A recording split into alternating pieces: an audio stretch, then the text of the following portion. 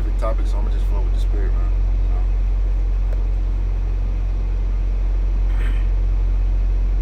This is I'm gonna start with the first thing I open my scriptures to. I open the Bible straight to the book of Psalms, chapter 27. So that's what I'm gonna get into. This is the book of Psalms, chapter 27. It says David. The title of the psalm, it says David sustained his faith by the power of the Most High, and that's what's gonna happen with the men that believe in the Lord. Which I wish I had a dictionary. I'll go into that word sustain, to get more, of a meaning, a good meaning for that word, sustain. Try the men that believe in the name of Yahweh Shema Shai. This is the book of Wisdom of Solomon, chapter 2. I'm going to start at verse 17. It says, let us see if his words be true, and let us prove what shall happen in the end of him. So this is the mind of a carnal-minded Edomite. The elites, the international super bankers, man, the higher-ups, the elites of this society, they want to try the men that believe in the Lord, man, to see if we really going to hold our faith. That's why we got to keep believing in the name of Yahweh Shema Shai. We got to remember the scriptures, because through the scriptures we get comfort. Real quick, book of Luke, chapter 1, verse 37. It says, no, it's not. This is Luke 1 and 37. It says, for with the Most High nothing shall be impossible, right? So everything is possible with Yahweh Shema Shai. The only time when things become impossible is when we're separated from Yahweh Shema Shai. We're disconnected from Yahweh Shema Shai, man. That's the only time that things don't go our way. That's the only time that we lose, man. Esau had conquering over us for so long and had us under his dominion for so long. He actually believed that the Lord really on his side, which, in a way the Lord was dealing with him on the left-hand side. But that same power source that allowed you to take us down and put us in slavery is the same power source that's going to turn around and judge you, and he's going to turn around and bring you down for what you have done to his people. And that's a fact. Back to what it says, proudy spirit before a fall. Right, so Esau is lifted up with pride. That's why he believes in his mind and his heart that he's going to have a chance to do his will and fulfill his pleasure against the nation of Israel, which he has been for the last, hundreds of years, centuries. He has had his way extent. But that time period that you had of ruling and conquering and having dominion over the nation of Israel is coming to an end. The Lord is getting back with his people. We're coming back to the Lord. Therefore, you're not going to be able to destroy us like you have been doing, man. So pride goeth before destruction. And Esau is lifted up with pride. Therefore, your destruction is at hand, man. Verse Wisdom of Solomon 2 and 19. It says, let us examine him with despitefulness and torture. They're going to try to torture us, man, to see if we're going to fold. But, we believe in a higher power, man. The Lord can numb your body, man. Because think about it. When somebody gets paralyzed, basically it's all through the brain, man. It's certain things in your body, and the Lord knows our bodies. It's certain nerves. I'm gonna put it like this: it's certain nerves in your body that if if certain nerves get damaged or something like that, like when somebody goes paralyzed, they can't feel nothing because it's certain nerves and it's damaged to somewhere in the body that causes the body to be paralyzed. And that's, the Lord can have your body numb, to the point that you don't feel nothing. They cutting your leg off and you don't feel it. You just looking at them. Hey, you never know. The Lord might deliver you from that. You never know what's gonna happen, man. That's why we got faith in the Lord that He's gonna do something. The Lord ain't gonna just sit back and let His men that believe in Him and call upon His name and forsake them. Wait, you know what? The Scripture tells you that. Real quick, the book of Ecclesiastes, chapter 2, verse 10. It says, look at of the private dedication of the image that Nebuchadnezzar the king had set up. Then the princes and the governors and the captains, the judges, the treasurers, and the councils, the sheriffs, and all of them had set up. And they stood before the image that Nebuchadnezzar had set up. Then a herald cried aloud to you, it is commanded, O people, nations, and languages, that at what time ye hear the sound of the cornet, flute, harp, sackbut, psaltery, dulcimer, and all the kings of same is going on now. Draconian legislations, forcing you to Sirach 10. Look at the generations of old, and the ever despised that called upon him. Right. So that was a great example. Shadrach, Meshach, and Abednego, or Hananiah, Azariah, and Mishael. Those men, they believed in the Lord, even if the Lord wasn't going to deliver. And let me real quick, a precept just came to mind when I thought about that. The book of Job. Job said it best. Job 13 and 15. Eyes before him. Right. So Job had the mindset, even if the Lord killed him, he wasn't going to, fold. He wasn't going to give in to what, he wasn't going to give in to the other thing, man. This is on the book of Job, chapter 27, verse 4. It says, my lips shall not speak wickedness, nor my tongue utter deceit. God forbid, my righteousness I hold fast, and will not let. We got to keep that mindset, man. Keeping that Job mindset. We going to keep our integrity until the end. So with that, let's go on to the next. Back in the Wisdom of Solomon, chapter 2. For by his own saying, he shall be respected. And that's the intentions of the devil. This is the devil speaking, man. This is the mind of Esau. It says, verse 22, as for the mysteries of God, they knew them not. Right? They don't know the mysteries. Why? Because the scripture says what? The Lord revealeth his secrets unto his servants, the prophets. It's like the book of Amos, chapter 3, verse 7. Surely the Lord Yahweh will do nothing, but he revealeth his secret unto his servants, the prophets. So we have an edge on these devils, man. The scripture says they don't know the mysteries. They don't know the scriptures. Esau is not a spiritual man. Esau is a carnal man. He has to have physical, tangible evidence and things of that nature, man.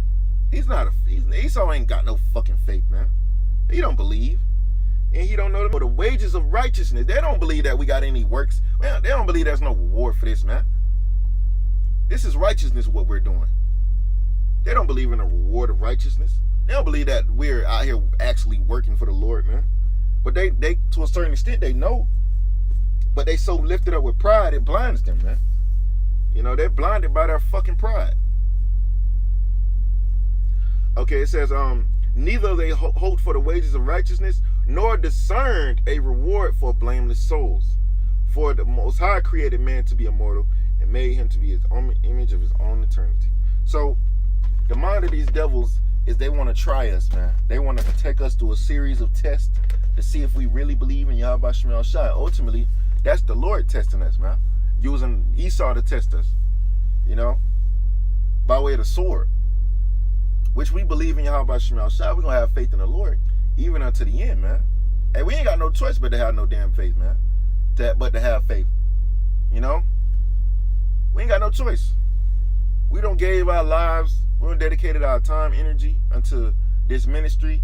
We're Israelites. This is what we're supposed to do. The scripture says this is our reasonable service, man. This is our duty to do this work, man. Salah. Have to get that cold out your system, man. But back in the book of Psalms, chapter 27, verse 3. It says, though an host should encamp against me, my heart shall not fear. And it takes a strong-minded person. A strong-minded, faith-filled person to be, you got a whole camp against you, maybe thousands of troops set up against you, and you're not scared, man. What that is, that's courage. Because you got to believe that the Lord is with you, and the Lord is on your side, and the Lord's armies are more than Esau's fucking armies, man. Which what we're talking about? We're talking about the angels. One reason why King David wasn't afraid? Because of this precept right here. The book of Psalms, chapter 34, verse 7. It says, though the angel of the Lord encampeth round about them that fear him and delivereth them. So, oh, you know what? Where's that scripture? When lest thou dash thy foot against a stone.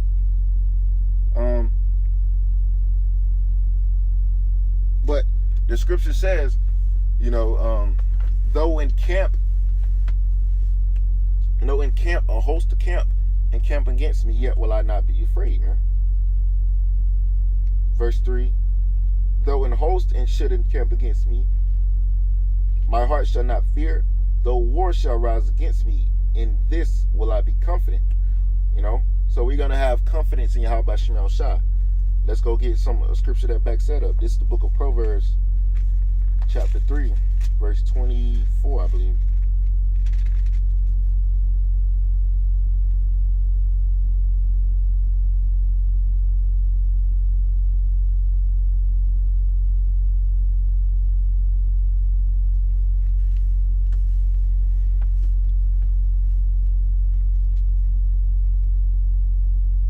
No. Where is it at? It's like, I thought it was Proverbs 3, but I don't think it's Proverbs 3.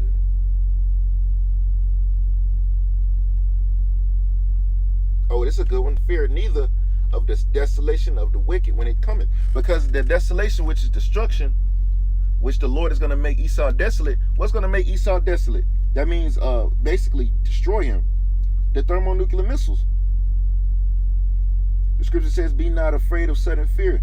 King David said it best, though encamp against me, I would not fear. And that's the mindset we got to have as being men of the Lord.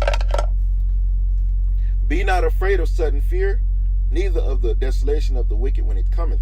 For Yahweh shall be thy confidence, and shall keep thy foot from being taken. Boom. That's our confidence. The Lord is going to keep our foot from being taken. Salaki, excuse me, getting a little hot up in here. Getting a little toasty in there.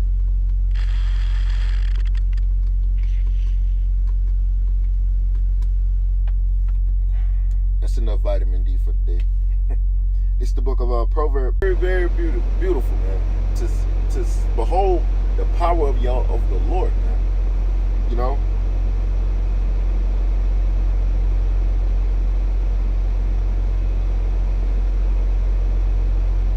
I'm gonna keep reading Psalm 27. It says, verse 10, when my father and my mother there forsake me, then Yahweh will take me up.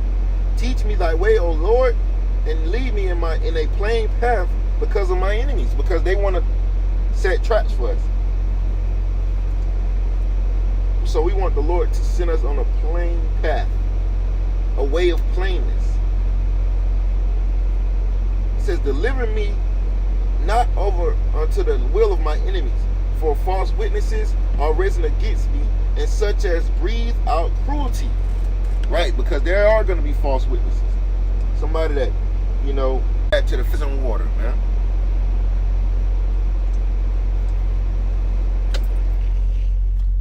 Verse 11, it says, though he humble himself, that's what the devil does. He humble himself. He comes lowly. He comes all delicate. He comes like he's righteous, and he knows he's subtle. He's a snake, man.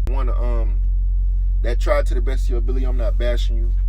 I'm just pointing out a fact that women in general are fucking simple, man. Simple. As though they were not hers. Her labor is in vain without fear. It's talking about the woman. Because God had deprived her of wisdom, neither hath he imparted to her understanding. So this is all Yahweh Shem El Shah. You can't infiltrate. You can't do that, man. Well, I take that back. There are Judas goats among the ones that believe in the Lord, but through the Spirit, the Lord is going to expose it, man. Men that are secret agents. There are agents, man.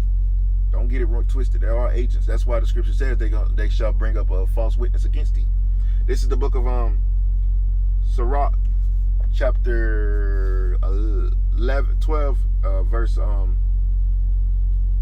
17. It says, if adversity come unto thee, thou shalt find him there first. And though he pretend to help thee, yet shall he undermine thee. He will shake his head and clap his hands and whisper much and change his countenance. Because ultimately he's not your friend, he's your enemy. Chapter 13, verse 1, it says, he that touches pit. Oh, Salaki, that's it for that. So you can't. No, you know what? I'm gonna jump. This is Sirach 13 and 4. It says, if thou be for his profit, he will use thee. But if thou have nothing, he will forsake thee. Right? So this is the mind of a devil. If you be for his profit, he gonna use you. He gonna use you. You know? But you ain't got nothing for him, he gonna forsake you. If thou have anything, he will live with thee. Yea, he will make thee bear and will not tarry for it. If he have need of thee, he will deceive thee and smile upon thee and put thee in hope.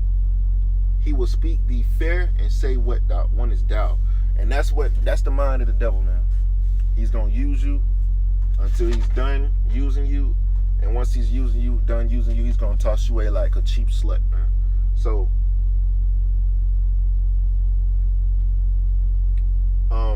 through the Spirit, I got everything that I was, intended to get through the Spirit that concerns this lesson. I wanted to close out by giving all praises and glory to Yahweh, Ba'ashem, Yahushua, Ba'ashem, Rakakodash. Double honors, much peace, love, and salutation to the brothers doing this work in truth and sincerity.